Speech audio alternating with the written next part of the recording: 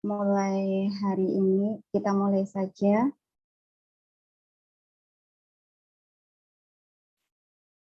Bismillahirrahmanirrahim. Assalamualaikum warahmatullahi wabarakatuh. Waalaikumsalam warahmatullahi wabarakatuh, Mbak Robi. Terima kasih Bu Ismayani. Sehat-sehat semua, nggih. Puji syukur kita panjatkan kepada Allah Subhanahu wa taala, Tuhan yang Maha Esa, yang telah melimpahkan rahmat dan karunia-Nya kepada kita semua sehingga kita dapat hadir pada siang hari ini dalam acara Forum Pelatih KAP edisi spesial dengan tema model pelatihan kader singkat, model pelatihan KAP singkat untuk kader.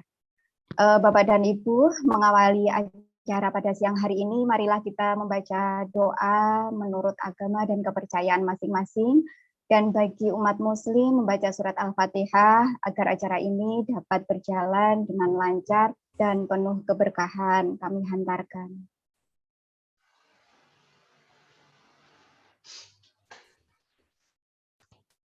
Terima kasih. Hadirin sekalian, pada hari yang berbahagia ini tepat kita memasuki menjalani ibadah puasa Ramadan di hari pertama. Tidak lupa kami dari tim Forum Kemisan mengucapkan kepada Bapak dan Ibu semua yang umat muslim, selamat menjalankan ibadah puasa. Semoga ibadah puasa kita diterima oleh Allah Subhanahu wa taala. Dan Bapak dan Ibu, Forum Kemisan kita hari ini edisi spesial, ada beberapa yang tanya kepada saya apakah pelatihan ini ditujukan untuk kader atau kepada Bapak dan Ibu pelatih yang biasanya memberikan pelatihan kepada kader. Sebenarnya untuk kegiatan hari ini kita terbuka untuk umum, tapi lebih dibuka untuk umum untuk Bapak dan Ibu yang biasanya memberikan pelatihan kepada kader. Jadi harapannya dari kegiatan ini nanti bisa bermanfaat buat Bapak dan Ibu semua. Ada tips-tips dari Pak Risang yang kemarin Pak Risang telah melaksanakan uji coba ya beberapa model, dan hari ini Pak Risang berkenan berbagi kepada kita semua.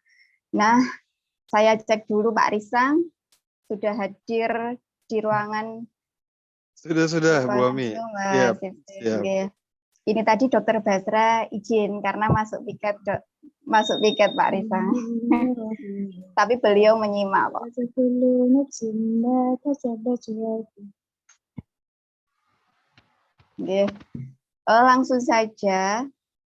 Langsung saja saya oper ke Pak Risang untuk menyampaikan materi hari ini. Pak Risang, mic-nya saya lempar. Oke, terima kasih Bu Ami. Bapak Ibu sekalian, Assalamualaikum warahmatullahi wabarakatuh. Waalaikumsalam warahmatullahi wabarakatuh. Mugi-mugi lancar semua puasanya hari pertama. Semangat. Amin. Dan ini mungkin kali pertama ya kita buat sesi di waktu bulan puasa. Kalau nggak salah tahun lalu nggak gitu ya Bu Ami ya. Saya lupa ya. Tapi gini, seperti tadi disampaikan Bu Ami, saya tuh mau share saja Bapak Ibu ya. Nanti silahkan Bapak Ibu lanjutkan diskusinya. Ini terkait dengan pelatihan. Pelatihan buat orang awam, termasuk kader-kader ya. Kader-kader yang mungkin nggak terlalu biasa mengikuti pelatihan-pelatihan yang terlalu konseptual begitu ya. Pelatihan yang mulai dari struktur gitu ya. Nah ini beberapa bulan terakhir saya mencoba-coba gimana cara buat pelatihan untuk teman-teman kader, termasuk juga komunikator-komunikator yang mungkin kategorinya awam ya dalam dunia kesehatan masyarakat ya. Misalnya mahasiswa termasuk ya, mahasiswa bukan mahasiswa Kesmas ya, mahasiswa umum gitu misalnya ya. Ini pernah kita coba berbagai model, terus akhirnya kita semacam menyimpulkan, oh kelihatannya model ada satu model yang bisa kita harapkan untuk bisa jadi apa namanya cara ya yang lebih efisien untuk melatih teman-teman komunikator termasuk kader di lapangan ya. Nah ini kalau dibilang uji coba juga Bu Ami ya bukan uji coba yang apa namanya formal banget, tapi udah lumayan sih kita praktekkan ke sejumlah kota ya. Bersama teman-teman Vitamin Angel itu ada berapa 5 atau 6 kota ya. Lalu kemudian ada teman-teman di Jakarta juga kita cobakan. Lalu pernah kita buat model-model sebelumnya itu di waktu persiapan BIAN tahun lalu ya. Nah, gimana hasilnya? Kurang lebih saya pengen gambarkan seperti ini, Bu, Bapak ya. Tapi mohon izin saya harus share screen ya, Bu Ami ya. Kelihatannya sama Dok Basra belum di enable-kan. Apa boleh saya diizinkan Dok Basra bisa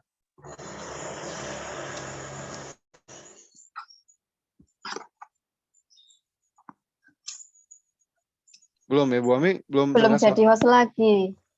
Oh iya. Ya, tunggu Pak Riz. Ya. Jadi saya siapkan sejumlah slide Bapak Ibu ya. Kelihatan sih terlalu panjang ya. Tapi nanti ya saya coba bisa singkat ya, usahakan.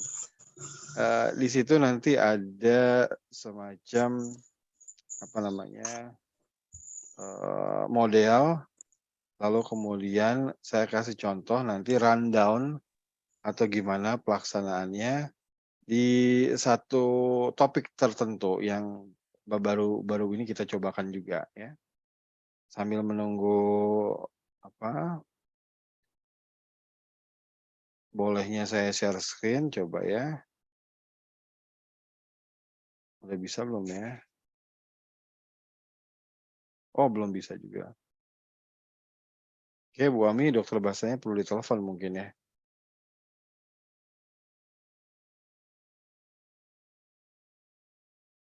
Sebentar ya Bapak Ibu ya, kita nunggu hostnya dulu. Katanya kedatangan pasien, jadi harus konsentrasi dulu ke sana. Nggak apa-apa ya.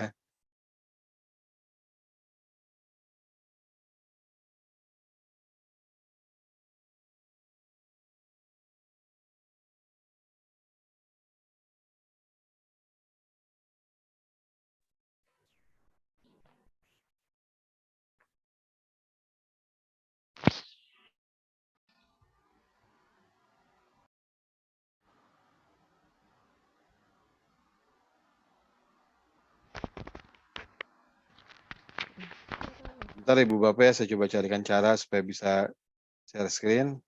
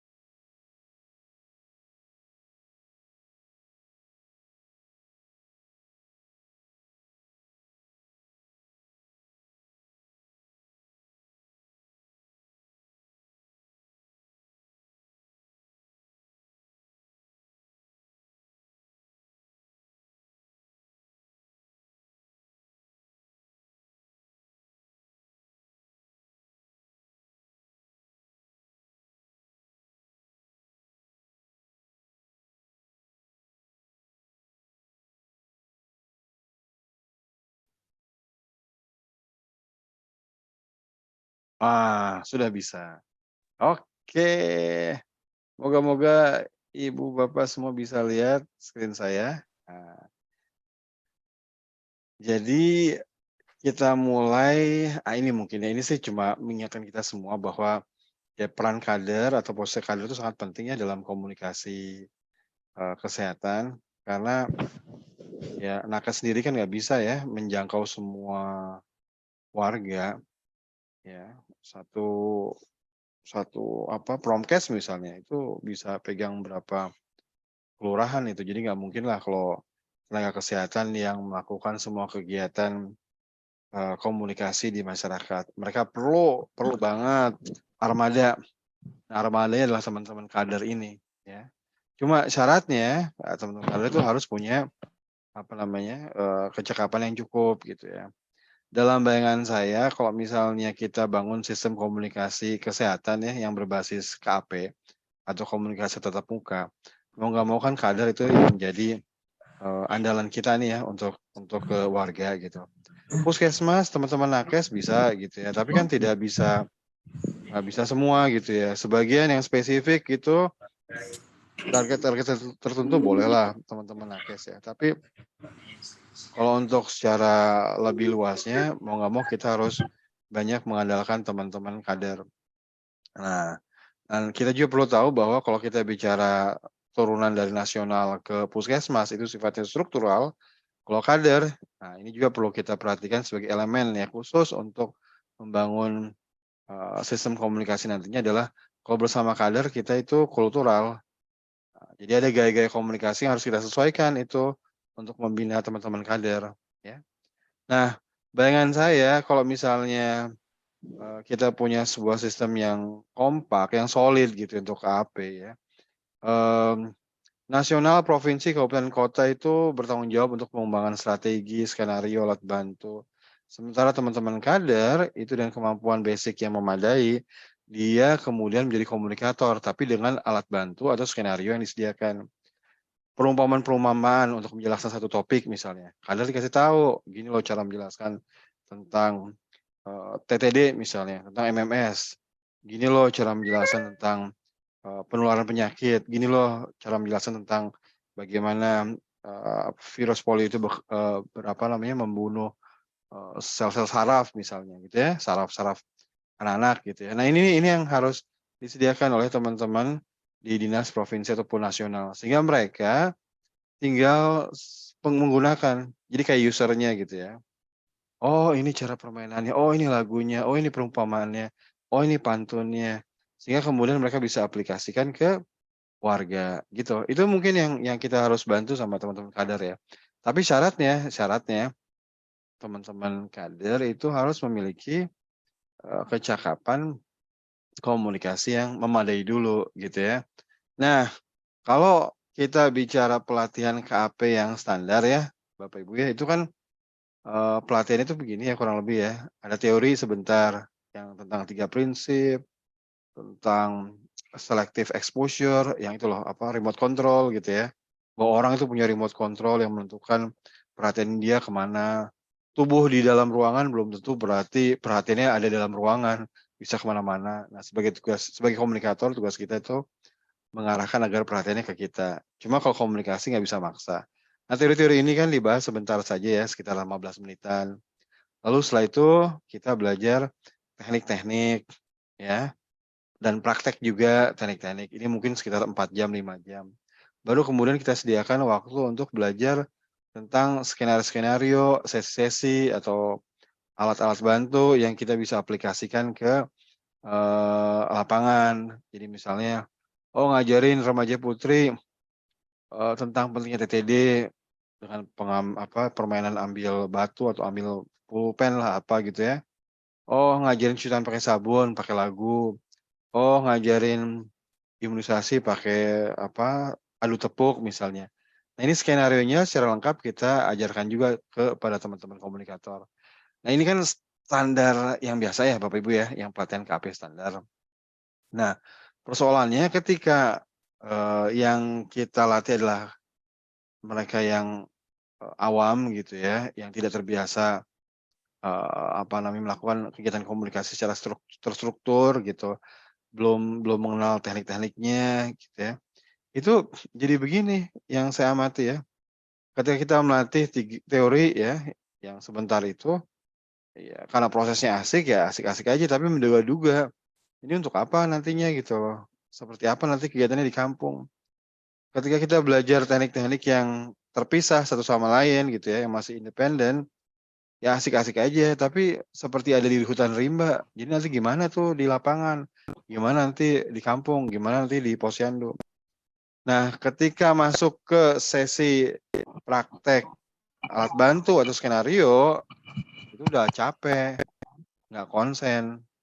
Dan kadang bingung, apa hubungan ini sama yang sebelumnya. Membuat keterpaduannya jadi agak susah.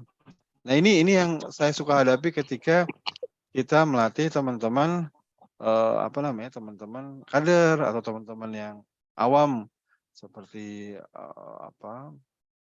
mahasiswa gitu ya, mahasiswa yang tidak terbiasa melakukan penyuluhan, tidak mengenal isu kesehatan gitu. Jadi bingung gitu.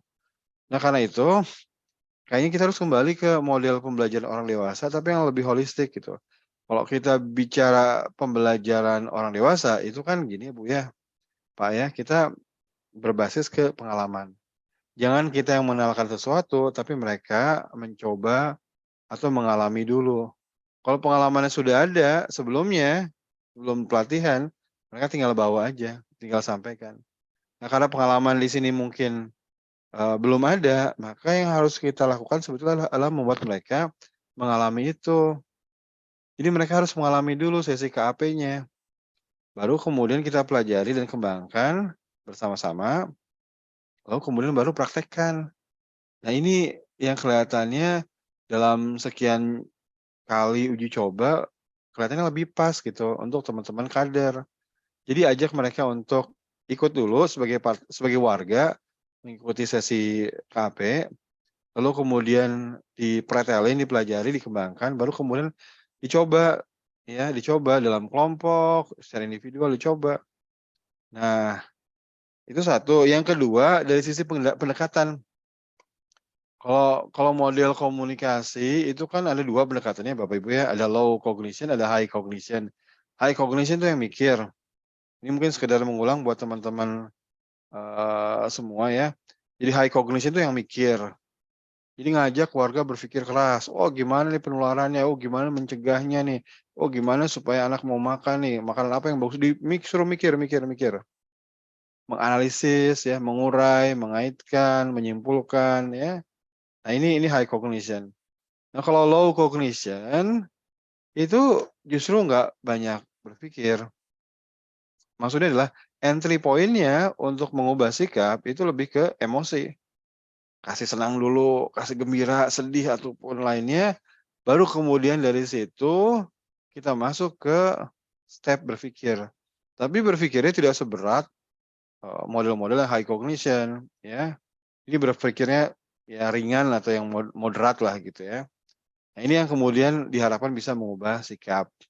Nah, model-model ini sangat tergantung dari misalnya perhatian warga. Kalau kita misalnya datang ke posyandunya rame, kita ngajak warga berpikir serius gitu selama 1 jam.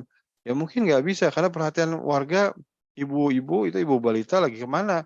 Ke suaminya kah, atau ke anaknya kah, atau kemana gitu. Jadi nggak bisa diajak fokus untuk berpikir gitu loh lama-lama. Terus kebiasaan warga juga perlu kita pertimbangkan. Biasa nggak diajak diskusi berat-berat gitu ya, agak lama gitu, sampai berhari-hari misalnya. Kan ada model-model yang waktunya agak lama ya. Dulu model-model STBM yang pertama kali pun lama, walaupun kemudian diringkas gitu ya. PLA, PRA, PAR itu tuh sangat-sangat memakan waktu agak lama itu berkali-kali bahkan ya.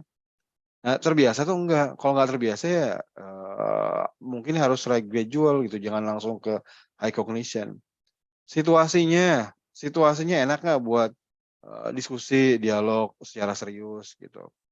Kalau tempatnya di pasar ya mungkin agak susah gitu ya, kalau rame ya. Di tempatnya di puskesmas lagi nunggu giliran ya juga itu agak susah ya. Posyandu juga kan agak rame kadang kala gitu. Ini kalau nggak bisa, ya mungkin diarahkannya ke low cognition. Kalau bisa tenang, tempatnya enak, santai, ya nggak apa-apa sih yang high cognition ya, yang mikirnya banyak. Nah, yang nyambung dengan materi kita siang hari ini adalah ini, bagaimana kecakapan terkait sama materi ya, materi teknis ya, bukan teknik, materi teknis dari komunikator. Jadi mereka nguasain nggak? Kalau nggak nguasain, jangan dikasih yang high cognition. Nah, saya pernah buat percobaan ini, pelatihan yang kita mengajarkan partisipannya baik alat bantu yang high cognition ataupun yang low cognition. Jadi ada skenario-skenario untuk yang high cognition, misalnya pakai itu apa namanya, body mapping ya. Orang tiduran digambarin, terus didiskusikan kalau sakit, sakitnya bagian mana? Oh ini, gimana rasanya? Terus kemudian apa akibatnya? Wah di high cognition gitu ya. Tapi juga ada yang low cognition. Low cognition tuh yang kayak permainan, yang senang-senang, lagu, nyanyi gitu ya. Nah, para peserta itu dilatih 2 model itu ya. Nah, setelah pelatihan kita tanya, mau coba yang mana nanti ke kampung. Ini pesertanya padahal mahasiswa ya. Tapi kebanyakan mahasiswa bukan mahasiswa kesehatan atau kedokteran. Jadi mau yang mana nih kita pakai di kampung? Oh itu hampir 95% ke atas bilang, wah yang ini aja lah, yang low cognition. Jadi apa namanya, sangat sedikit sekali ya kecuali mungkin orang mahasiswa yang Kesmas ataupun kedokteran yang mau high cognition. Kenapa? Ya karena kalau dia nggak menguasai isunya, nanti kalau ditanya macam-macam nggak bisa jawab. Oh TB sakit, ini paru-parunya gitu sakit. Oh waktu buat body mapping ya, orang tiduran terus kasih tanda ini nih parunya nih, digambarin di bagian paru-parunya. Terus nanti ada yang nanya, loh kemarin ponakan saya sakit tapi di kulit, itu gimana ya Mas ya? Nah, kalau nggak nguasain nggak bisa jawab deh. Yang gini-gini kemudian membuat kalau untuk komunikator yang awam sebaiknya kita pakai yang model-model low cognition saja. Atau kalaupun kita kasih opsi ya pilihan banyakin di low cognition-nya. Jadi high cognition boleh lah untuk sekaligus buat teman-teman kader itu menguatkan pemahamannya ya nggak apa-apa. Tapi porsi terbanyak supaya mereka bisa lancar di lapangan ya kasih yang low cognition ya. Nah, sehingga kalau kita petakan ulang Bapak Ibu ya, kalau kita bicara pelatihan KAP buat awam, ya pertama ajak kader-kader ya, komunikator itu yang orang awam untuk mengalami sendiri. Jangan latih tentang prinsip-prinsip, latih tentang teknik dulu, jangan. Biar ngalamin dulu supaya mereka tahu, oh gini ya, oh beda sama penyuluhan biasa. Oh di sini isinya 50%, 60% itu permainan. Terus 40% percakapan pun kebanyakan warga yang ngomong atau saya yang ngomong. Ya, teman-teman komunikator ngomong tapi yang dikunci-kuncinya saja. Oh beda ya sama penyuluhan yang misalnya 90% yang ngomong adalah komunikator gitu. Atau semua posisinya duduk, sementara ini banyak yang main dan gerak. Nah, oh ternyata ini sebentar ya 30 menit saja sesinya. Sementara kalau sosialisasi yang biasa di kelurahan bisa sampai 3 jam. Misalnya kayak gitu. Jadi biarkan mereka mengalami dulu dan menarik kesimpulan-kesimpulan, oh ini tuh bagaimana sih? Oh bentuknya seperti apa sih? Sehingga mereka bisa terbayang, oh ini nanti yang akan saya lakukan di lapangan. Baru setelah itu ya, setelah melakukan 30 menit sesi KAP, atau kalau ditambah 30 menit lagi itu buat bangun suasana ya. Nah itu setelah itu baru kita belajar tentang teknik-tekniknya. Belajar tentang prinsip, ya 3 prinsip itu, nambah keakraban, saling mendengarkan dan menguji komitmen ya, terus teknik-tekniknya gitu. Dan teknik-tekniknya yang kita pelajari pun harus disesuaikan mana kira-kira yang dibutuhkan. Biasanya kalau nanti penekanannya kepada kunjungan rumah kegiatannya, itu kan berarti obrolan informal, nonverbal, cari simpul, pertolongan kecil cepat, dengarkan. Ya, gunakan nama iya. Tapi kalau misalnya, arahnya nanti ke komunikasi kelompok di Posyandu buat kegiatan-kegiatan kayak gitu, berarti ya yang 6 ini silahkan, tapi mungkin tidak perlu terlalu dalam-dalam banget ya. Yang penting mereka bisa melakukan. Plus yang tidak kalah penting adalah permainan-permainan. Jadi permainan-permainan itu yang harus dilatih supaya mereka lancar melakukannya. Kalau nggak dilatih, takutnya mereka melakukannya saja rada segan gitu ya, rada enggan karena belum lancar. Ya. Nah ini mungkin yang bisa dibahas misalnya sejaman, 1,5 jam, maksimum 2 jam gitu ya. Nah, baru kemudian setelah ini dipelajari, baru yang terakhir adalah prakteknya. Praktek. Jadi mereka silakan mencoba permainan, dicoba-cobain, alat-alat bantu dicoba-cobain, dibuatkan dalam sebuah skenario. Mau diperbaiki silakan, mau ditambah, dikurangi silakan. Tapi mereka punya kesempatan untuk mencobanya. Lagu lombanya dicoba gitu. Nah, ini prosesnya yang agak berbeda dengan yang standar. Standar itu yang nomor 2 duluan ya. Terus yang ketiga baru bicara tentang praktek gitu ya. Nah, ini agak berbeda nih. Nah, kalau didetailkan seperti yang saya share beberapa waktu lalu ya di forum pelatih, ini detailnya kurang lebih bangun hubungan dulu ya. Terus aplikasi sesi KAP 30 menit lah ya.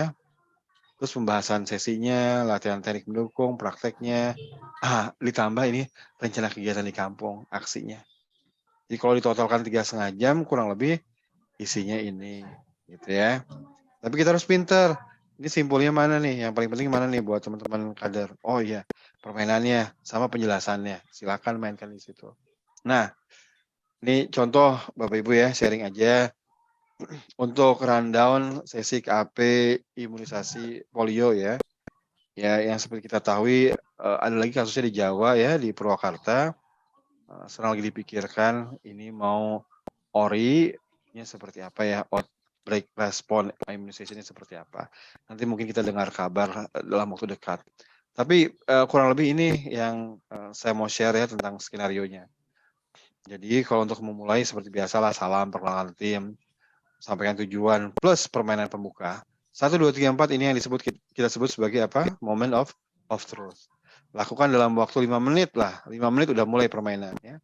Terus yang kelima saling mengenal ya. Nah, ini teknik biasa ya Bapak Ibu yang ada di modul. Tarik satu orang, minta ajak dia untuk kenalkan teman-teman kader yang ada di sana. Kalau kader-kader itu berasal dari kelurahan berbeda, saya jamin deh banyak yang tidak saling mengenal.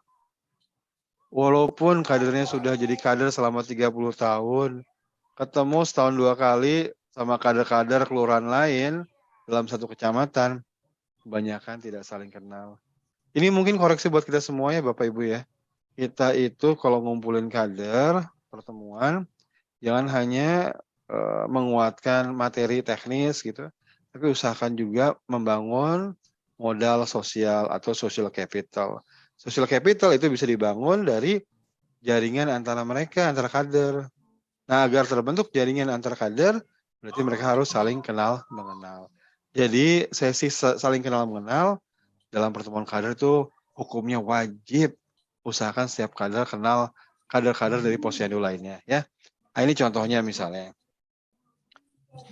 Kita minta satu orang untuk mengenalkan, terus kemudian kita nilai. Oh, ternyata belum kenal. Ya udah, latihan kenalan pakai namanya masing-masing. Oh, kayak kemarin misalnya di Pulau Gadung, Rawamangun. Udah saling kenal. Berarti kita pakai nama yang signifikan, misalnya nama anak gitu ya. Berbaris, berpasangan, kenalkan jurus, sebut nama minimum 5 kali ya. Praktek 1 menit terus bergantian sampai 45 kali. Kemudian buat lingkaran besar, kenalkan tentang posisi menentukan komunikasi, acak-acak tempat duduk dengan permainan, misalnya permainan ingin bertiup, kapal bergoyang, atau lainnya. Terus pakai perkenalan, terima kasih nama saya.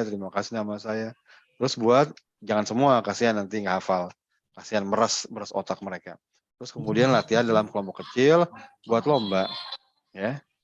Dan kemudian diakhiri dengan menyanyi lagu. Nah, nyanyi lagu ini itu menjadi entry point untuk masuk ke sesi belajar sambil bermain. Ya. Jadi ini, misalnya untuk polio, imunisasi, kita buatkan lagu. Karena kemarin itu kan orinya di Aceh, jadi kita buatkan lagu dengan nada Aceh. Tapi ternyata masih bisa dipakai di Jakarta, masih pada nyanyi, bisa nyanyi sendiri gitu ya. Kita tunjukkan aja liriknya, kertasnya. Oh ya, semua ini tidak perlu pakai ini ya, apa namanya, LCD projector ya Bapak Ibu ya. Jadi kalau untuk pelatihan buat kader atau komunikator, kita harus desainkan seminim mungkin, kalau bisa itu jangan pakai LCD projector. Ya mungkin kita perlu kertas-kertas tulis-tulis gitu ya untuk menjelaskan, untuk mempresentasikan ide kita, tapi itu hanya beberapa saja ya. Lagu termasuk kita bisa tuliskan gede-gede atau tulisan di kertas-kertas dibagikan, nyanyi. Buat lumpuh virus polio, menyebar kemana-mana dengan mudahnya. Tapi mencegah sangatlah mudah, tinggal teteskan trot, bereslah sudah. Ini biasanya Ibu Kader jauh lebih bagus suara daripada saya. Tapi ini menjadi entry point untuk masuk ke topik kita. Jadi seperti kita nyusun kegiatan KAP, ada bagian pemanasan ya, ada apa moment of truth, pembukaan lah kurang lebih ya, pengantar, baru kemudian kita masuk ke apa namanya, belajar mengajar. Nah, belajar bermain. Belajar bermain itu kalau untuk yang sesi imunisasi polio kita desainkan misalnya pertama tanya kasusnya. Kenapa satu jadi masalah? Ya, cuma satu kasus. Ya, anak umur sekian kenapa jadi masalah? Baru kemudian kita akhiri dengan mainkan adu dan tepuk ya. Ya. Udah dengar kasusnya gitu. Tanya aja gitu ya. Nggak usah pakai LCD, nggak usah pakai PPT itu. Oh iya kasusnya di sini. Oh gimana kasusnya? Ngobrol sebentar ya. Terus kenapa jadi masalah itu ya? Oh iya polio itu kan tidak bisa diobati ya seumur hidup yang merana gitu ya. Dan satu itu bukan berarti satu saja. Ya satu itu kan pasti tertular dari yang lain gitu ya. Jadi kalau secara statistik itu kita bicara satu terdeteksi berarti 200 orang sebetulnya terinfeksi gitu ya. 200 orang terinfeksi, 5% meninggal karena rusak otot pernafasan, 1 lumpuh, cacat seumur hidup, 8 terkena meningitis atau radang selaput otak ataupun sumsum tulang belakang. 191 tidak bergejala tapi menularkan virus ke yang lain. Nah, 191 itu tidak bergejala tapi bisa menularkan. Menularnya sangat mudah. Lewat apa? Lewat tinja gitu ya, ke aliran air. Kalau kita pupuk nggak cuci pakai sabun. Ya, ada di tangan kita, masuk ke mulut anak, masuk ke makanan, makan orang lain dan sebagainya. Dan ini bisa menular tanpa mengenal suku, ras, agama dan sebagainya. Dan kalau sudah kena kakinya, tidak bisa dicegah, tidak bisa diobati gitu. Mau dibawa kemanapun, mau dibawa ke Jakarta, ke Penang, ke Jepang, ke Amerika, tidak bisa diobati. Sarafnya sudah putus, seperti kita kabelnya sudah putus gitu. Jadi hanya bisa dicegah, dan mencegahnya gampang. Jadi walaupun seram gitu, tapi mencegahnya gampang. Jadi ini pakai model IPPM di mana kita menunjukkan sesuatu yang menakutkan, tapi kemudian segera diikuti dengan hal yang mudah untuk dilakukan dalam rangka mencegahnya. Jadi ini model-model seperti model agama sebetulnya. Tunjukin bahwa neraka itu serem, neraka, neraka itu panas, neraka itu berkobar-kobar apinya, siksaannya pedih, baru saja melangkah masuk neraka, terbakar, bukan terbakar kakinya, kepala yang terbakar, dan itu berlangsung terus-menerus, 1 hari, istirahat, kembali lagi tubuhnya, kemudian digoreng lagi, dibakar lagi, pedih sekali gitu. Jadi nerakanya itu nggak perlu dikurang-kurangi, nggak perlu dibuat soft, nggak perlu dibuat ringan. Oh nggak apa-apa kok neraka itu ringan kok, ada tempat tidurnya, nggak perlu gitu. Kalau model EPPM itu nerakanya dibuat menakutkan, memang menakutkan. Tapi segera setelah itu dibarengi dengan cara untuk menghindarinya yang mudah banget. Maka kalau di agama itu di sejumlah ayat itu ditunjukkan nerakanya seram, tapi buat orang-orang yang paling cuma disebut beriman, sholat, zakat cukup lah gitu, itu jaminannya atau itu dapatnya surga gitu. Jadi surganya jangan dibuat susah. Nah gitu.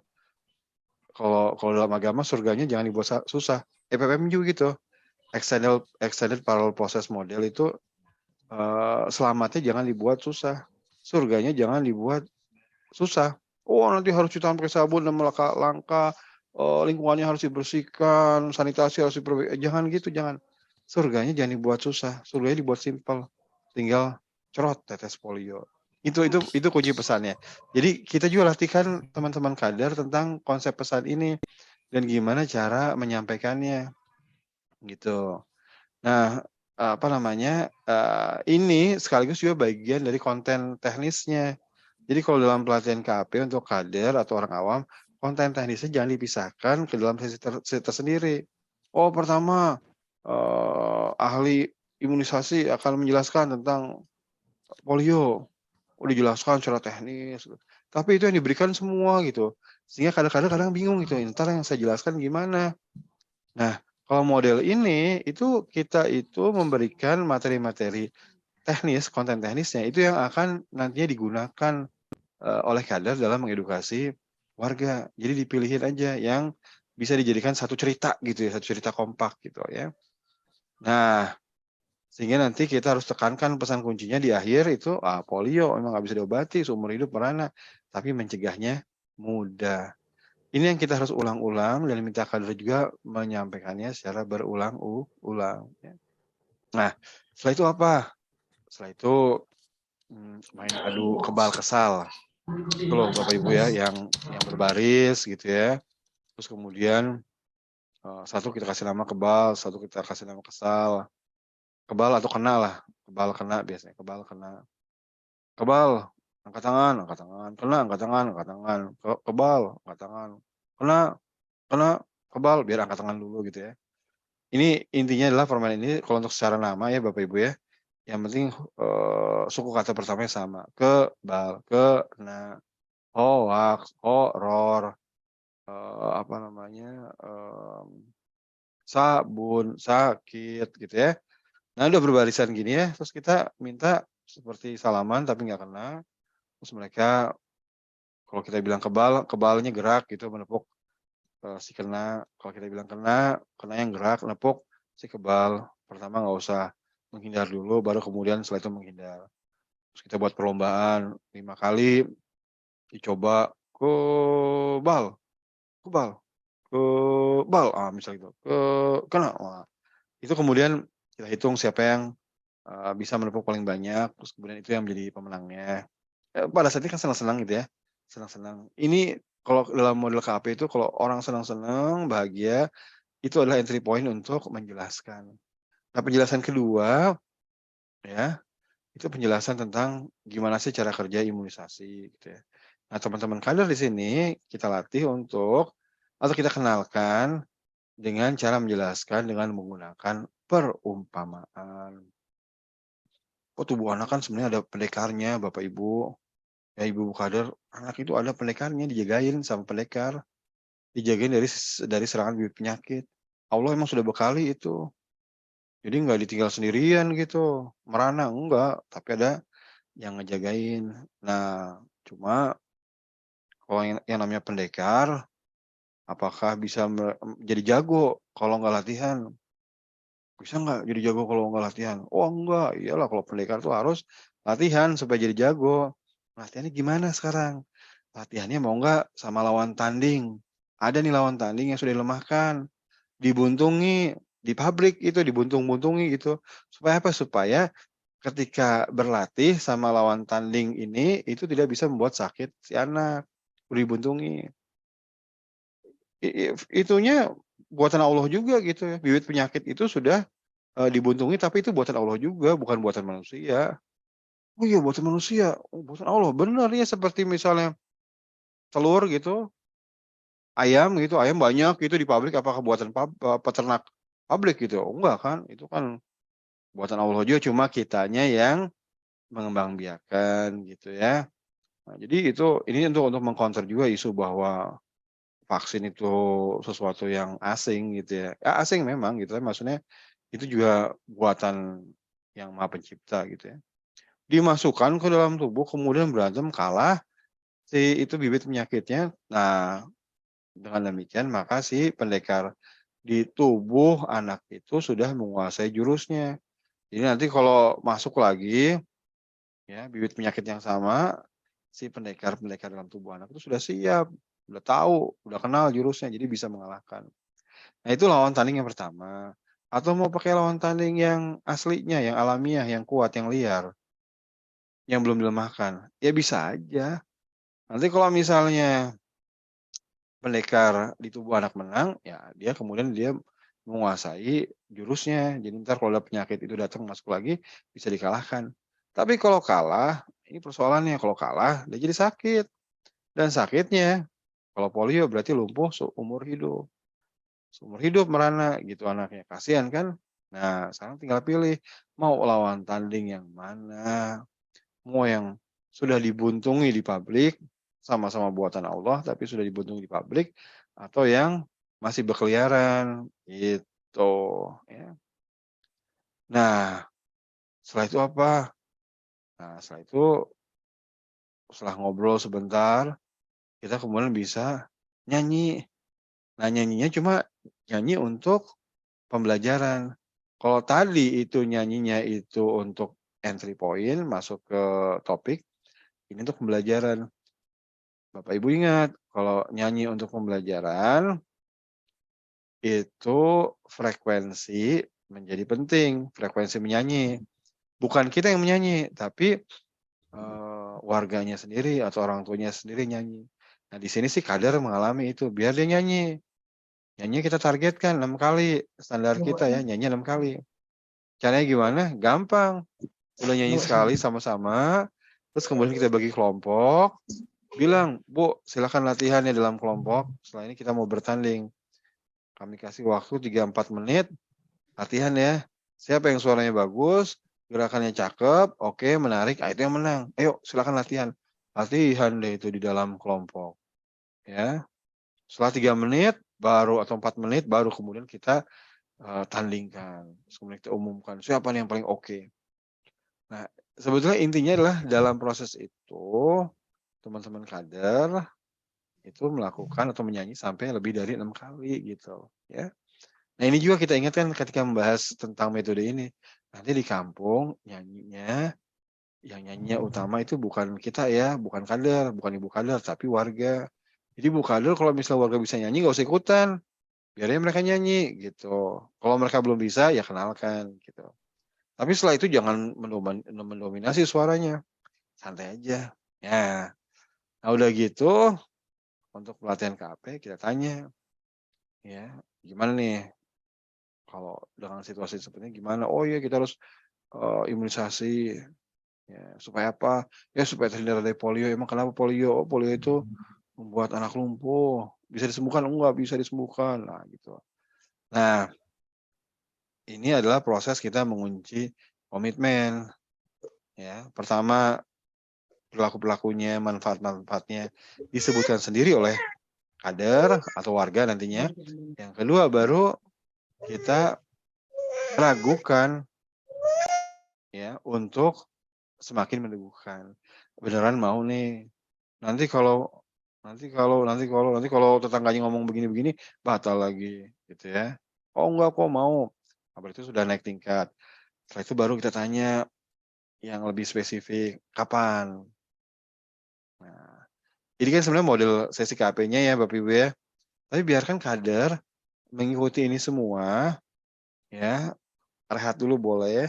Setelah itu baru kita bahas, ya apa yang kita tadi alami itu ikuti adalah sesi KP untuk imunisasi polio dan ibu-ibu kader diharapkan juga bisa melakukan hal yang sama, ya kepada orang tua yang punya anak di usia di bawah 12 tahun misalnya gitu ya. Nanti dikumpulkan dalam waktu setengah jam atau maksimum 45 menit buat sesi edukasi model-model seperti itu. Bisa nggak? Oh bisa, yuk kita bahas dulu yuk. Baru dipretelin ya tentang prinsip-prinsipnya, tentang teknik-tekniknya apa saja gitu ya, gimana melakukannya. Nah ini kita bisa lakukan mengikuti modul pelatih KP ya. Nah, kita praktekkan mereka gitu ya. Nah, setelah itu masuk yang terakhir untuk apa? Gimana mempraktekkan. Kita kenalkan pembabakannya. Yang kayak tadi itu, pertama bangun hubungan, kedua dalam masa pemanasan ya. Permainan, yang ketiga masuk ke permainan belajar, pembahasan. Karena ini ada 2 tema, permainan lagi, pembahasan, setelah itu kunci komitmen. Nah, setelah itu baru teman-teman kader itu latihan, ya latihan dalam paket-paket yang tadi itu. Permainannya dilatih, tanya jawabnya dilatih, gitu ya. Nah, dan yang terakhir, seperti juga sesi KAP di warga, kita tanya sama Bu Kadernya, "Bu, setelah belajar ini bagaimana Bu Kader nih? Bisa mau Bu praktekkan?" "Oh ya mau." "Gimana Bu?" "Oh biar dia ngomong gitu ya, kita mau kok. Begini nanti begitu." "Oke. Beneran mau Bu dicoba?" "Beneran kok. Nanti malu lagi. Pertemuannya yang datang bawa-bapak anak-anak itu, terus kemudian malu lagi nggak mau praktek." "Oh enggak kok. Bapak-bapak juga bisa kok diajak main, seneng malah." Ah, kalau mereka bisa mengatakan kayak gitu, itu berarti sudah, lebih kuat komitmennya. Setelah itu buat action plan-nya, rencana aksinya. "Kapan Bu mau mulai? Gimana nih caranya? Bagaimana caranya supaya saya bisa tahu Bu kalau Ibu tuh melakukan?" "Oh entar saya kasih fotonya, kasih videonya, boleh?" "Oh boleh, pakai WA Bu ya?" "Iya pakai WA, entar kita kasih deh videonya, fotonya." Ah, udah the end pelatihan kita. Ya, pelatihannya diusahakan setengah hari atau mungkin lebih dikit lah, tapi intinya teman-teman kader udah tahu, oh ini yang akan dilakukan dan begini caranya. Itu mungkin ya Bu Ami, teman-teman semua, Ibu Bapak, sharing saya di hari pertama Ramadan ini yang masih menyesuaikan ya. Energinya kadang naik turun, kadang naik turun. Tapi moga-moga bermanfaat dan bisa mulai diskusi selanjutnya. Silakan Bu Ami. Siap, terima kasih Pak Risang sharingnya. Bapak dan Ibu, semoga lebih memantapkan kembali dari materi-materi Pak Risang sebelumnya, materi KAP sebelumnya, dan khusus kali ini spesial kita buka untuk teman-teman semua, teman-teman Promkes di lapangan, agar bisa sama-sama belajar. Mungkin bisa apa materinya, bisa mungkin nanti dikondisikan. Nah, saya boleh bertanya Pak Risang ya? Maaf Bapak dan Ibu, saya bertanya dulu ya. Pak Risang, kalau materi sesi KAP yang biasanya 3 prinsip itu yang sebelumnya disampaikan di awal, ini kan ditukar di belakang, tapi kalau secara durasi itu sama, nggih. Kalau misal itu yang pertama, durasinya apakah sama? Kemudian yang kedua, kalau misalkan kita di wilayah nggih, kalau di kita di wilayah puskesmas ada seperti arisan kader seperti itu yang setiap bulan kita bertemu Pak Risang. Dan sebelum zuhur itu diusahakan kita sudah selesai. Misalkan kita memanfaatkan momen itu, momen arisan kader itu untuk pelatihan KAP, apakah bisa efektif dan kiatnya mungkin supaya pelatihan KAP ini efektif dengan waktu yang singkat bagaimana, dan apakah bisa kalau misalkan kita buat episode, nah seperti itu misalkan bersambung untuk dikontinue seperti itu, kita lanjutkan lagi. Nah, tipsnya bagaimana kalau seperti itu, Mbak Risa? Bu Ami, terima kasih. Pertama tentang waktu ya. Gini, kalau kami ini kebanyakan melakukan pelatihan di bersama kader itu kan di RPtra di kampung ya, atau di puskesmas. Jadi bukan seperti hotel gitu ya, bukan seperti tempat yang khusus. Dan teman-teman kader juga nggak diberi uang transport. Bahkan ya kalaupun ada uang transportnya tidak wah gitu ya. Jadi kita nggak bisa menggantikan waktu mereka yang hilang. Dan seperti juga pelatihan-pelatihan kader pada umumnya, usahakan itu jangan lama-lama, tetap aja setengah hari gitu ya. Setengah hari kita harus ramu agar pelatihannya bisa berlangsung sebelum lohor udah selesai gitu. Apakah bisa tuntas? Ya memang nggak bisa tuntas seluruhnya sih, tapi intinya poin-poin pentingnya itu harus bisa terdeliver dengan baik gitu. Jadi kita tahu nih kalau misalnya mereka praktek yang utama tuh apa sih? permainan-permainannya, kemampuan menjelaskannya, kemampuan mendengarkannya, ice breaking itu penting. Itu harus dilatihkan dengan baik gitu. Sementara teknik-teknik yang mungkin tidak terlalu relevan, nah itu bisa sambil lalukan. Jadi harus pintar-pintar ngeramunya.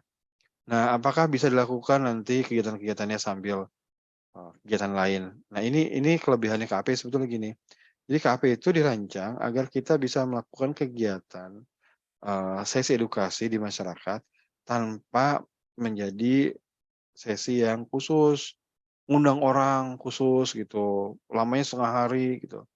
Tapi kita bisa melakukannya sebagai insert dari kegiatan-kegiatan yang ada. Kalau modelnya KP yang berbasis permainan, itu bisa sambil itu. Jadi misalnya gini Bu Ami ya, lagi arisan, kita pernah kok lakukan ini, sering bahkan ya, lagi arisan tuh ibu-ibu PKK, terus kita ajak keluar dulu sebentar Bu, karena dulu arisannya di rumah gitu, rumah yang nggak mungkin bisa main gitu. Kita ajak tuh keluar tuh di depan gang, bukan depan gang, di gangnya gitu, di gangnya. Kadang ada tukang bakso lewat ya, harus nunggu dulu tukang baksonya ya sebentar. Terus kita main di situ, main adu tepuk gitu ya. Ketawa-ketawa, senang, mainnya kan paling cuma 10 menit gitu. Setelah itu baru masuk materinya, materi 15 menit, ya itu 10 menit, 20 menit selesai. Jadi kalau misalnya kita nggak punya waktu khusus pun masih bisa diterapkan. Gimana kalau misalnya nggak bisa kita tarik keluarganya keluar untuk bermain? Ya udah nggak apa-apa, punya waktu 5 menit, sampaikan dengan perumpamaan. Itu yang paling minimum ya. Sampaikan dalam bentuk cerita, perumpamaan. Sampaikan dalam forum itu. Kalau kita bisa ajak warganya berdiri, ya main dulu sebentar. Baru kemudian kita masukkan konten teknisnya atau pesan-pesan kita.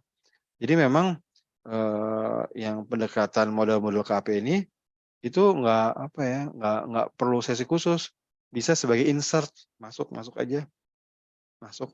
Sebagai ice breaking juga nggak apa-apa. Oh ini ice breaking bisa pakai ini, boleh pakai ice breaking, silakan. Tapi ntar setelah ice breaking itu diselipin ya pesan-pesan sedikit tentang ini, nyambung gitu.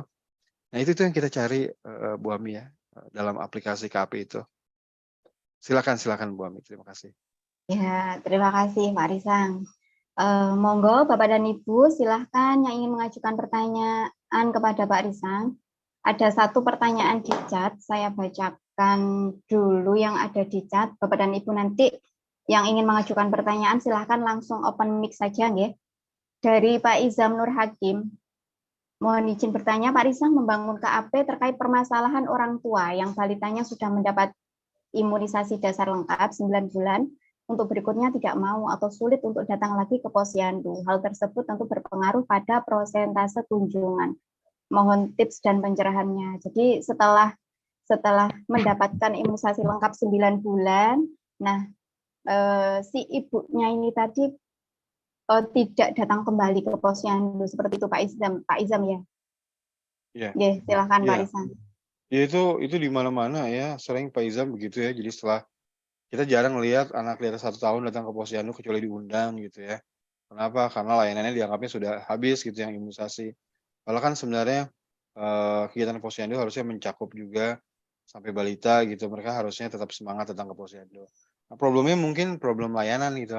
Layanannya diperbaiki, dibuat lebih menarik.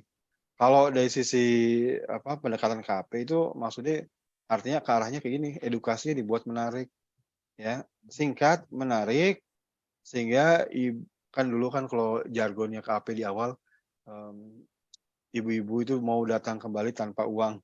Maksudnya gini, kalau sesi yang berhasil dari sisi KP itu, selain mereka mengikuti, senang, tapi juga bertanya-tanya kapan kegiatan ini dilakukan kembali gitu ya. Jadi kalau kita bisa buat kegiatan-kegiatan KP yang menarik di posyandu, moga-moga itu bisa membantu juga kunjungan pasca kelengkapan imunisasi. Nah, tentu saja bukan hanya kegiatan KP saja ya, kita juga harus pikirkan kegiatan-kegiatan lainnya, layanan-layanan lainnya di posyandu supaya mereka yang anaknya di atas tahun masih merasa relevan, masih penting untuk datang ke posyandu. Nah, kalau dari sisi KP itu satu ya. Jadi buat kegiatan-kegiatan yang menarik sehingga si ibu itu tetap belajar setiap bulannya dengan topik-topik yang baru dan cara belajarnya yang baru juga gitu ya. Yang kedua, ini kekuatan dari modal sosial. Jadi kalau kita bisa membangun hubungan akrab di antara ibu-ibu, balita, ya, agak lebih mudah nanti memobilisir mereka supaya mereka bisa datang pasca setahun itu. Jadi jangan biarkan mereka datang begitu aja. Coba tolong saling kenalkan gitu, saling buat network, saling buat pertalian di antara mereka gitu ya. Terutama yang dari RT atau RW yang jauh-jauh. Yang ketiga, nah ini pernah kami usulkan beberapa tahun lalu, itu membuat edukasi bergulir. Bergulir itu bisa dari mereka yang sudah pernah mendapatkan layanan, misalnya kalau sudah setahun mungkin dianggapnya senior, mungkin mereka bisa juga datang ke sana, Bu isi sesi tentang ini Bu, sebentar aja ajarin nyanyi, terus jelaskan, yang singkat-singkat aja. Materi KP kan atau model KP kan bisa harusnya bisa dilakukan oleh mereka yang awam ya, yang kayak tadi itu. Jadi kita ajarkan si ibu itu nyanyi, kemudian Bu ini pesan-pesannya ceritanya kayak gini, ayo Bu nanti kalau ada ibu-ibu datang 5 orang dibantu mereka untuk belajar ini gitu. Jadi kita mendelegasikan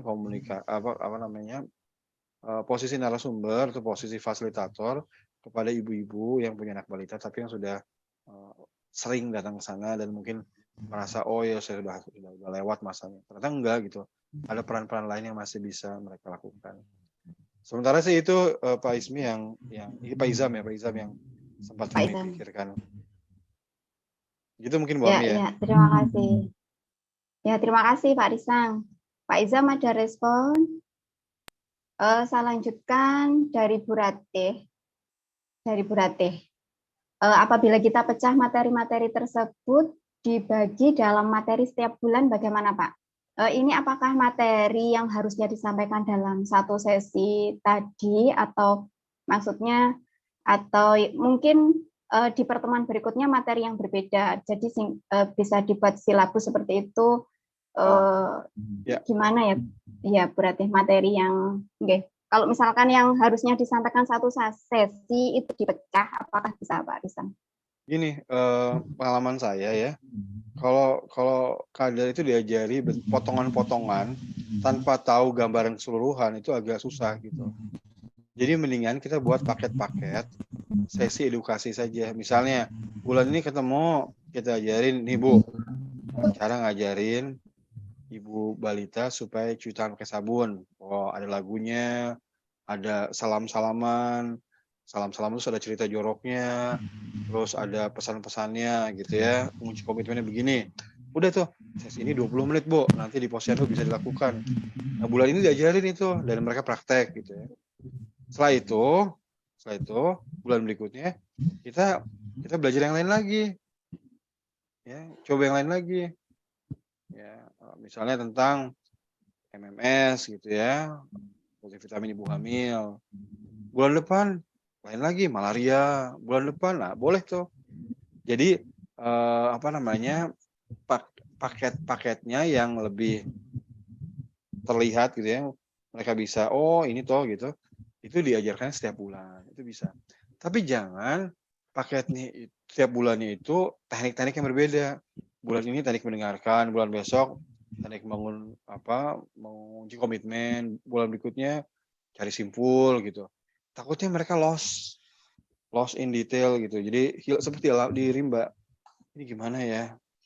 Mendingan teknik-teknik itu dimasukkan ketika kita membahas sesi-sesi itu. Jadi bicara tentang cuci tangan pakai sabun. Pada saat bagian bertanyanya kita pertanyaan ini. Mereka akan jawab. Nah, kita harus dengarkan. Nah, mendengarkan gini caranya. Nah, itu boleh itu, Bu. Gitu. Jadi setiap bulan boleh dipecah tapi mungkin setiap topik gitu ya, atau setiap alat bantu atau sesi edukasi KP gitu. Itu mungkin Bu Ami ya. Ya, terima kasih Pak Risang. Demikian berarti ya, jadi dipecah-pecah sesuai tematik tapi harus berbeda-beda prinsipnya. Dari Bu Novieni, bagaimana meyakinkan orang tua yang sudah membawa balitanya 4 kali vaksin polio, diajak kembali untuk membawa balitanya untuk mendapatkan subpin polio. Nah, maksudnya Iya, yang bagaimana ini, ini? yang Bu ori Novi? ini. Iya, iya. Ya, silakan, Yang silakan. polio, ya. Oke, Bu Novi, atau mau open mic? Oh, silahkan. Oh iya, gimana Pak Risan? Langsung saja Pak Risan. Nggak apa-apa. Gini, justru ketika kita tahu ada KLB gitu ya, warga tahu ada KLB, itu menjelaskan jauh lebih mudah, ya, menjelaskan jadi jauh lebih, atau mengajaknya jadi jauh lebih mudah gitu. Intinya gini, kalau pengalaman kami kemarin ya, walaupun anaknya sudah dapat vaksin polio, itu kan tetap ya, 4 kali gitu, tetap harus mengikuti yang subpin polio gitu ya, yang ori ini. Nah, masuknya jangan langsung ngomongin tentang tentang perlunya polio itu dulu.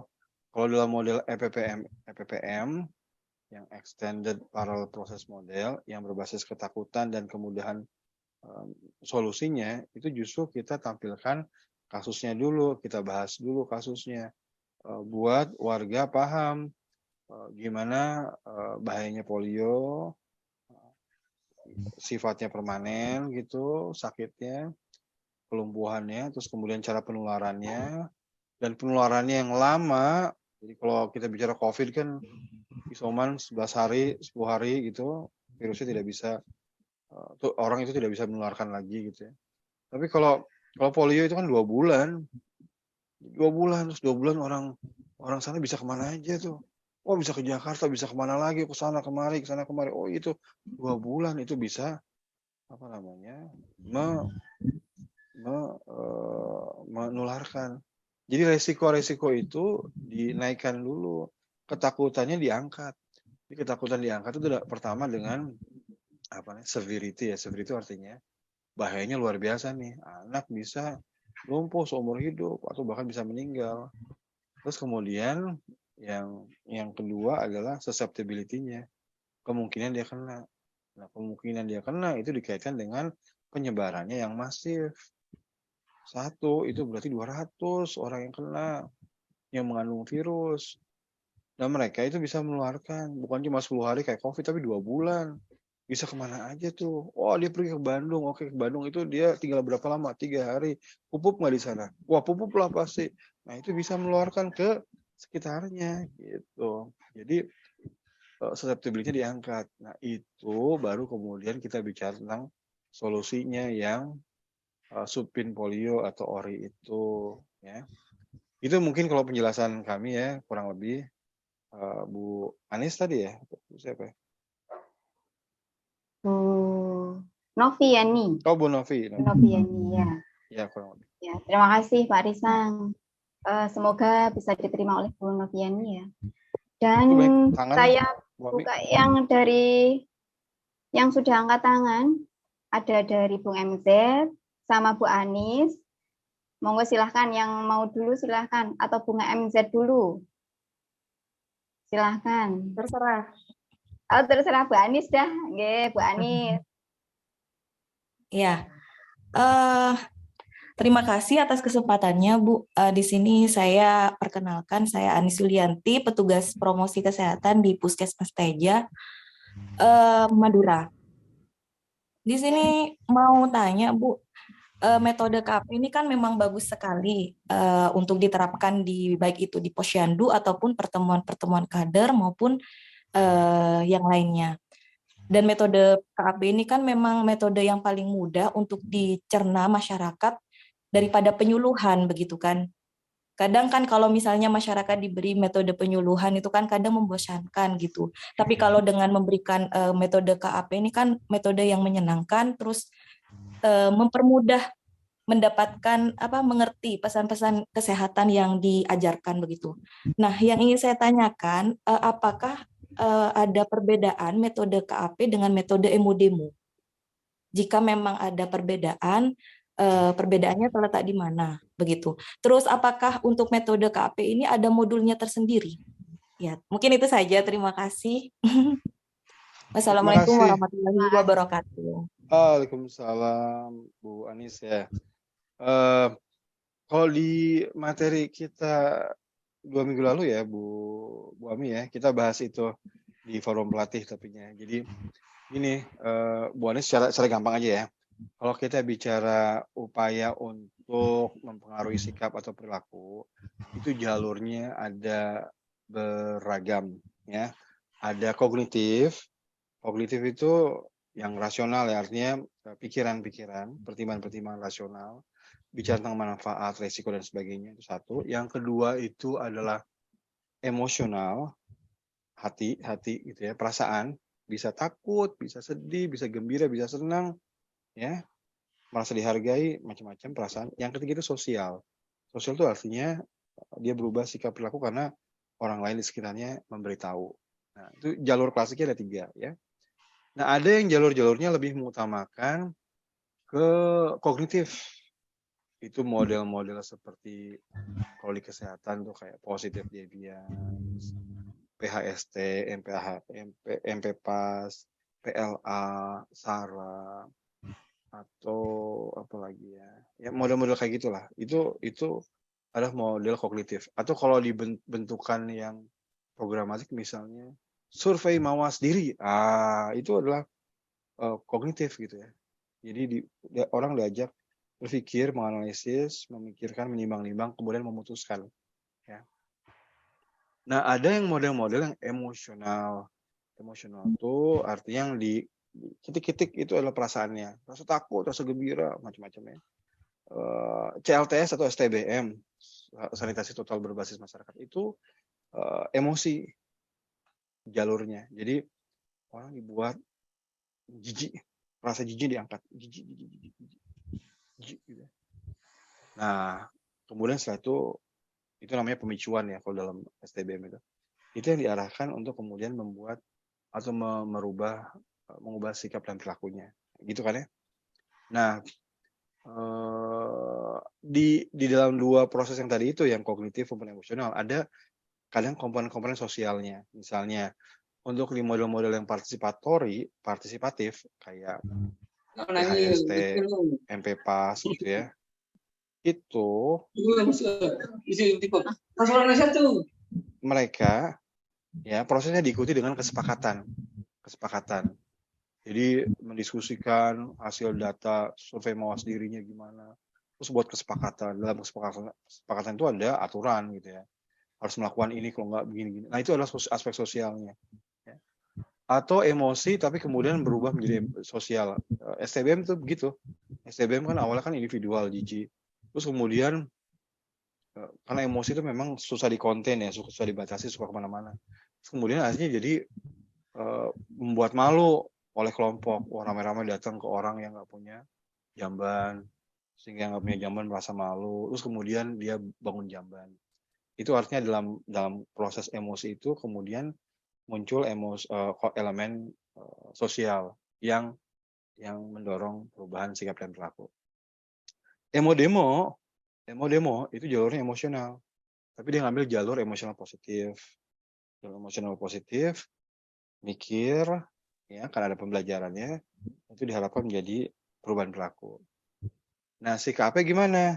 KP mirip-mirip, Bu. Dia ngambilnya jalur emosional juga. Emosional, ya, orang dibuat senang, dibuat gembira, sampai ketawa-tawa. Jangan sampai turun dulu, ya. Kemudian kita masukin materi, bahas. Nah, tapi kita nggak berhenti di situ. Kita berusaha membangun komitmen. Kalau bisa, komitmen itu kelompok. Jadi ada aspek sosialnya untuk masuk ke perubahan sikap dan perilaku. Itu idealnya seperti itu. Tapi cara singkat kalau misalnya nggak punya waktu, kita insert di kegiatan tertentu ya 10 menit, 15 menit, maka komponen utamanya itu lebih emosi, buat senang, belajar sebentar. Jadi emosi lalu kognitif sedikit. Ya. Nah, bedanya sama emo demo, si KP itu fleksibel, cair, kalau kata Bruce Lee, ahli kungfu itu, ya, kita pengennya jadi seperti air. Air itu ngikutin wadah. Wadahnya gelas ya airnya membentuk gelas. Wadahnya piring ya airnya jadi kayak piring. Maksudnya adalah KAP itu ngikutin kesempatan atau momentum komunikasi yang ada. Misalnya, wah, Bu Anies, ini kita punya kegiatan nih, 2 jam khusus buat Bu Anies. Silahkan edukasi tentang TB selama 2 jam itu. Wah, alhamdulillah itu. Tempatnya khusus, ber-AC pula, ada konsumsi 2 jam waktunya enak gitu ya. Tapi ada kalanya nanti kegiatannya adalah buat kegiatan yang datang ke pasar orang lagi kumpul. Kan nggak mungkin 2 jam ya. Paling berapa? Setengah jam udah kelamaan. 15 menit ya udah.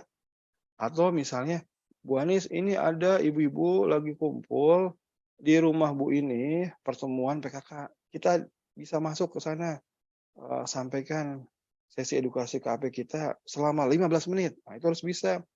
Jadi KAP itu diarahkan ke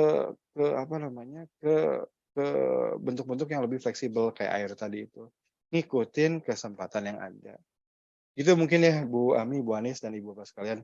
Silakan. Terima kasih Pak Arisan. Bu Anies, bisa diterima Bu Anies atau mau? Iya. Ya. Sudah cukup. Ada ini terkait dengan modulnya Pak. Apakah ada modul tersendiri untuk KAP ini, pembelajaran KAP ini? Iya. Jadi pertama yang perlu kita pahami ya Bu, KAP ini bukan bentuk yang final ya. Itu harus diciptakan selalu mengikuti kebutuhan yang ada dan perkembangan. Kalau bicara modul, ada modulnya, dan ini kan sudah disandarkan di Badan Diklat ya, Badan Diklat, apa namanya sekarang ya? Dulu kan PPSDM ya, tapi namanya berubah kan sekarang ya. Jadi itu ada pelatihan standar untuk KAP ya, buat teman-teman nakes gitu ya. Ada yang versi online-nya juga. Sekalian saya jawab, ada yang bertanya tentang versi Zoom gitu. Kalau boleh saran sih kalau untuk pelatihan awal jangan pernah Zoom ya. Kenapa? Karena pelatihan komunikasi itu seperti main bola gitu loh. Ngajarin main bola tuh nggak bisa versi Zoom, Bu. Pak. Main bola latihannya Zoom gitu ya. Terus kemudian latihan beneran gitu nanti. Setelah latihan 2 bulan Zoom, kemudian latihan bertanding, pasti kalahnya gitu. Karena kan ada kemampuan motorik yang harus kita latih, ada kemampuan percakapan yang harus kita latih. Jadi nggak bisa lewat Zoom gitu loh. Kalau untuk pengayaan, penyegaran, silakan mungkin perlu pakai Zoom bisa lah gitu ya. Misalnya udah latihan KP tatap muka 3 hari, praktek lagi, terus ngobrol-ngobrol lewat Zoom, lewat WhatsApp itu silahkan. Tapi kalau untuk pertama pasti nggak dapat gitu, susah gitu. Jadi harus ngikutin sendiri gitu. Kitanya sendiri harus memainkan permainan. Kita sendiri harus bertanya. Kita sendiri harus ngomong, menjelaskan. Nanti lama-lama itu akan jadi keterampilan yang lebih lancar. Jadi gitu Bu Anies, yang modul ada di Kemenkes, di Promkes ya. Ini mungkin bisa di Google ya. Ada juga versi online-nya. Video-videonya ada, kurikulumnya juga ada. Itu mungkin ya Bu Anies ya. Terima kasih. Halo Mas Risan, Mbak Rofi boleh izin bertanya? Boleh Bu Elia, silakan. Iya, makasih Mbak Rofi dan Mas Risan. Iya Mas, bagaimana sebagusnya Mas ya? Kebetulan kemarin saya lihat ada undangan untuk menjadi narasumber melalui Zoom untuk kader. Saya juga bingung karena kan prinsipnya itu salah satu teknisnya kan kita harus tatap muka secara langsung. Apa kita sampaikan dengan penyelenggara ya Mas, bahwa sebaiknya ini dilaksanakan secara offline gitu? Iya Bu Elia, setuju gitu, sebaiknya offline kalau untuk pelatihan KP sesungguhnya ya, yang kalau kita pengen dapetin hasil, ya sebaiknya offline gitu. Nah, tapi kita kan tetap harus kompromi ya, kalau misalnya panitianya, wah Bu nggak ada dananya nih Bu, wah nggak cukup nih, kita cuma bisa buat offline. Nah, kalau buat offline ya Bu ya, kalau tips saya, Ibu menyampaikannya dengan cerita. Jadi Iya. 70%-nya itu harus cerita. Harus cerita si A, si B dalam, kalau kita bicara teknik, ini si A bilang begini, si B bilang gini, terus dia hasilnya kayak gini. Jadi ibu pertama harus cerita, mendongeng ya. Yang kedua, nanti Bu Elia itu harus punya partner ngomong. Jadi usahakan bentuknya dialog. Jadi ada partner ngomong yang bisa selalu kita tanya, gimana? Misalnya Bu moderatornya namanya Bu Ami gitu. Gimana Bu Ami? Kalau yang kayak tadi, orang bisa nangkep nggak ya gitu ya. Jadi ada teman ngobrol. Supaya apa? Supaya kita tetap waras, Bu. Kalau misalnya materi KAP, monolog aja kitanya, capek, Bu. Jadi kita harus punya teman ngobrol di situ. Yang ketiga, tulus-tulusnya dimainkan saja, tapi yang paling banyak itu tulus-tulus yang lagu aja. Supaya kita nyanyi, Bu. Kita nyanyi gitu ya. Kalau perlu mungkin ajak audiens nyanyi juga. Paling itu. Kalau tulus-tulus yang bentuknya permainan, kelompok, individual, itu susahnya minta ampun tuh. Susahnya minta ampun. Gitu Benar, mungkin Bu Mas. Elia ya. Ya, makasih Mas Risang. Makasih. Terima kasih Bu Elia. Pak Risang apa masih bisa lanjut ya? Masih Boleh, silakan. Sambil ngabuburit ya Bapak dan Ibu. Ya, Bu MZ ya, silahkan. Ya. Baik, terima kasih. Assalamualaikum warahmatullahi wabarakatuh. Pak Risang, Mbak Rovia, dan teman-teman semua menjalankan ibadah puasa. Terkait dengan KAP ini, materi yang sering kita dapatkan, KAP di kelas. Gitu. Teknik pelatihan KAP dan penerapannya di kelas, sehingga kegiatannya banyak nyanyi, bermain, dan lain sebagainya. Yang tentunya ketika situasi bisa kita kondisikan seperti di kelas, dengan mudah bisa kita lakukan. Yang ingin saya tanyakan, ketika nanti kader itu kunjungan rumah misalnya, karena kader ini kan tidak terbatas di posyandu, pertemuan besar, dan keseharian mereka juga kadang-kadang kunjungan rumah. Teknis KAP yang mana yang diutamakan dalam komunikasinya mereka ketika misalnya face to face di rumah, berkunjung ke rumah keluarga sasaran gitu. Karena kalau menggunakan teknik kayak kelas, bermain kan mungkin waktu dan lain sebagainya tidak memungkinkan. Kita memungkinkan mengajak suami dan istrinya nyanyi-nyanyi dulu kan mungkin enggak. Atau situasinya tidak memungkinkan. Intinya poin komunikasi yang mana yang harus dipegang sehingga KAP itu bisa diterapkan di ketika kunjungan rumah oleh kader gitu. Mungkin itu sedikit. Walaupun tadi sebenarnya sudah banyak saya dapat jawaban dari penjelasan sebelumnya yang pertanyaan Bu Edia tadi.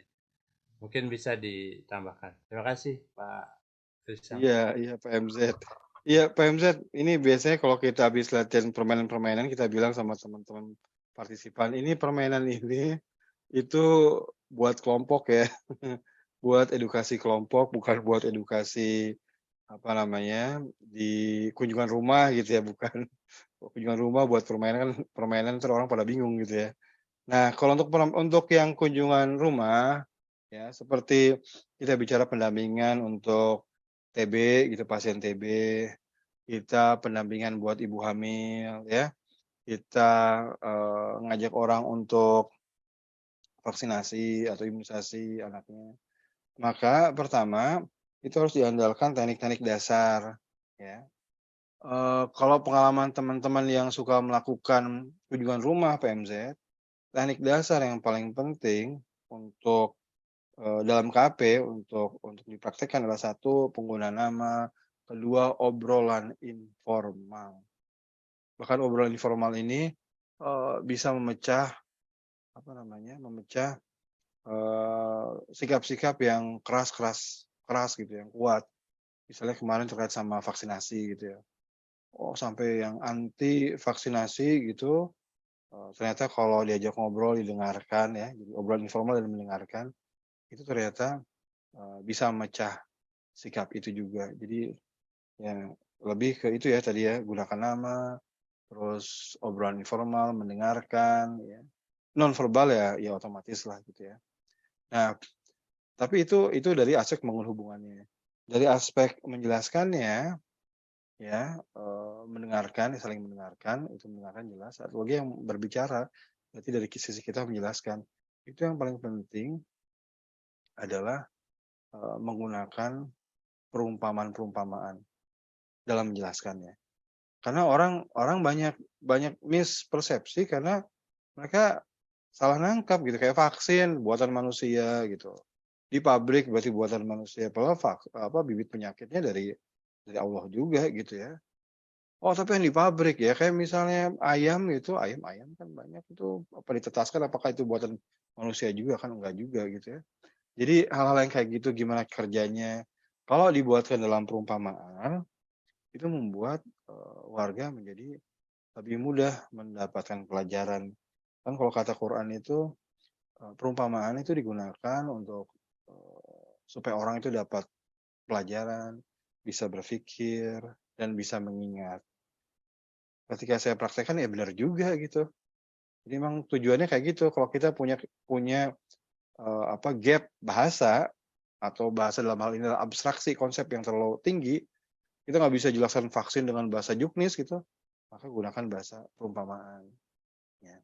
Terus yang ketiga tetap yang kunci komitmen, ya.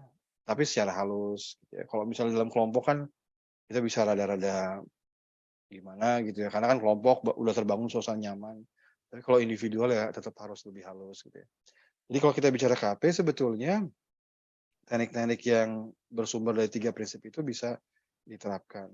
Memang sih kalau kita lihat aplikasinya ya, aplikasi di lapangan seolah-olah itu hanya di kelompok dan berbasis permainan. Ya karena itu yang paling mudah di foto-foto sih Pak ya. Tapi sebenarnya aplikasi individual itu jauh lebih banyak. Ya, cuma kan fotonya nggak ada, jadi mungkin kurang terpublikasi. Gitu mungkin Pak MZ ya, terima kasih. Baik, terima kasih Mas Risang. Dapat tambahan bekal. Assalamualaikum.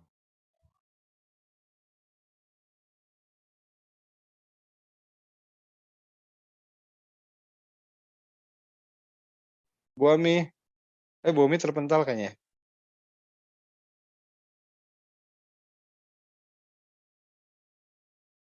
Bu Ami. Oke, saya coba Dr. wakili Pak Basra, Risang. selamat datang kembali.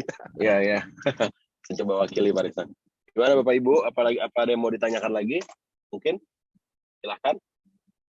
Bapak Ibu, ini Bu Elia tadi udah ya. Bapak Ibu ada yang mau ditanyakan lagi mungkin? Ini Bu Ria silahkan.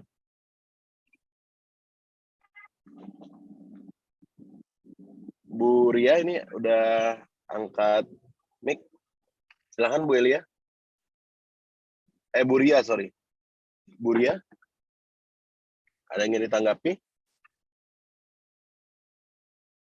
Pak MZ. Apa nih, Pak MZ? Aman Pak MZ? Aman. Sudah tadi. Aman ya. Teman-teman yang lain ada yang mau ditambahkan lagi mungkin? Silahkan. Cukup? Oke, Dok Basra. Oke. Kalau gitu Mas Isang boleh ada kalimat penutupnya Mas? Apa ada pesan-pesan penutup sesi hari ini nih terkait dengan metode KAP yang lebih singset nih? Saya juga mau nyoba nih modelnya, menarik. Saya sih mau ini usul aja Bapak Ibu ya. Kan kita kan nggak ada, harusnya sih kementerian ya sama kementerian itu yang menggodok tools-toolsnya gitu. Produce atau memproduksi tools-toolsnya secara kontinu. Kalau misalnya ada kebutuhan untuk imunisasi, ini nih tools-toolsnya ada 20 ragam yang kemudian bisa dipraktekkan gitu oleh teman-teman nakes. Tapi sementara ini kan belum optimum ya, sehingga kalau boleh usul baiknya kita mungkin kontribusi gitu ya. Jadi masing-masing kalau ada punya pengalaman, misalnya yang simpel-simpel pun nggak apa-apa. Misalnya, ini saya punya perumpamaan untuk menjelaskan TTD dan kepintaran anak bagaimana. TTD sama kepintaran anak. Itu loh, otak anak itu kalau pintar itu yang sambung menyambung. Jadi sambungannya banyak. Kalau sambungannya banyak nanti otak anak jadi pintar. Seperti kota yang jalannya banyak dan besar-besar. Mau kemana-mana kan cepat. Tapi kalau jalannya kecil dan sedikit, kemana-mana macet. Kayak ditanya anak, nak 17 kali 8 berapa? Berapa ya mak ya? Ah itu macet tuh. Nah supaya nggak kayak gitu, maka sejak janin itu sambungan-sambungan otaknya tuh dibuat sebaik-banyaknya. Dan yang membuat sambungan itu bahannya zat besi. Zat besi dikandung gitu-gitu. Nah kalau misalnya kita punya tools permainan, perumpamaan, cerita, teknik-teknik itu mungkin kita harus mulai kumpulkan, Bu. Jadi kita kumpulkan sehingga bisa menjadi senjata atau tools alat-alat itu buat kita semua gitu. Nah, teman-teman di RCCI Dokter Bahasa ini sudah punya tempatnya ya, Dok ya? Siap. Yang bisa Mas. mengumpulkan tools itu. Jadi kalau boleh meminta tolong Ibu Bapak kalau punya tools, ayo dikumpulkan buat pembelajaran kita semua. Itu mungkin ya Dokter Basra, Bapak Ibu sekalian, terima kasih. Siap. Kalau gitu, terima kasih Bapak Ibu sudah hadir pada diskusi hari ini. Nanti seperti biasa untuk forum pelatih KAP dapat Bapak Ibu akses di s.id/pelatih KAP atau pelatih KAP, termasuk nanti kami juga sedang mengkompilasi semua masukan-masukan, alat bantu ya yang bisa digunakan dalam komunikasi. Misalnya ada yang bocor suaranya, mohon maaf. Bu Jaifnur izin saya unmute ya. Terima kasih Bapak Ibu sudah hadir pada sesi hari ini. Kita akan bertemu lagi 2 minggu lagi. Semoga kita bisa bertemu lagi 2 minggu lagi ya, Pak Risang. Ya, amin. Dalam kondisi yang makin sehat karena ini puasa nih makin kuat deh. Amin. Oke, kalau gitu terima kasih. Wabillahi taufiq wal hidayah. Wassalamualaikum warahmatullahi wabarakatuh. Terima kasih Pak Risang. Terima kasih semua Bapak Ibu, terima kasih. Ya, sehat. Terima kasih Pak Semoga Makasih, puasanya lancar ya. Makasih. Ya, makasih, Kang. Terima kasih. Lupa Ilmunya, Pak.